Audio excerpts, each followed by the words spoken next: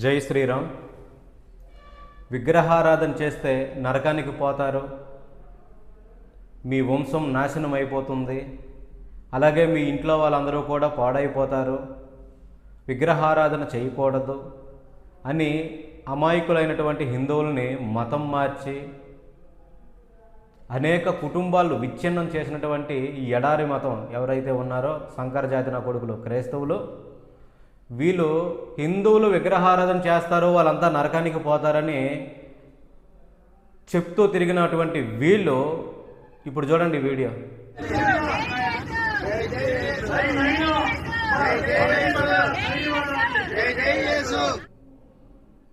ఇలా అంట, అది విగ్రహం కాదారా?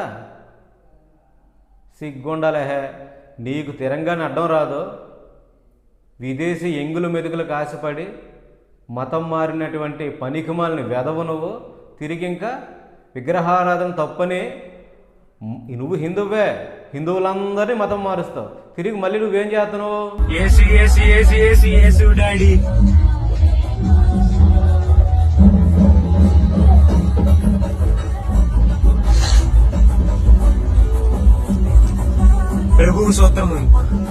అడు తిరిగి ఇటు తిరిగి నీకు తెలియకుండా నువ్వే హిందూ ధర్మం పాటించేస్తున్నావు. ఇప్పటికైనా హిందువులు మేలుకొని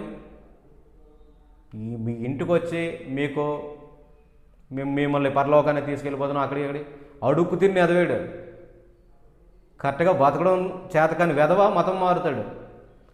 కనీసం ఏమీ తెలియని జ్ఞానం లేనివాడు మతం మారుతాడు. అటువంటి అడుక్కు తిని ఎదవ మాటలు విని మీరు మతం మారి మీ కుటుంబాలని నాశనం చేసుకోకండి.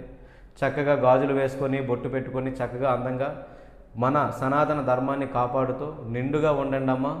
అందరికీ కూడా, హిందువులందరికీ కూడా ఇదే నేను చెప్పగలిగింది. విగ్రహారాధన అనేది ఇప్పుడు కాదు, కొన్ని యుగాలుగా వస్తుంది మనకి. విగ్రహారాధన చేస్తే ఎటువంటి అన్యాయం జరగదు, విగ్రహారాధనే చెయ్యాలి. మన సనాతన ధర్మం ఇదే చెప్పింది, మనం ఇదే చేస్తాం. ఎవడో మధ్యలో వచ్చిన సోంబేరుగడి కోసం మన పద్ధతులు ఏమీ మార్చుకోవక్కర్లా. మన పద్ధతుల వలన ఎవరికి ఏ అన్యాయం జరగట్లేదు. అర్థమవుతుందా? వాళ్ళు చేసే తలాతోకాలేని పనుల వల్ల సమాజానికి చాలా చెడు జరుగుతుంది. మొత్తం సమాజానికే కంపు వీళ్ళు. అందువలన అందరూ విగ్రహారాధన చేయండి, పూజలు చేసుకోండి. ఇప్పుడు చూస్తున్నారు కదా, వాళ్ళంతా మతం మారిపోయి కోలాటం ఇంకా ఎదరా ఇంక ఇలాగా ఎవరో ఆవిడ.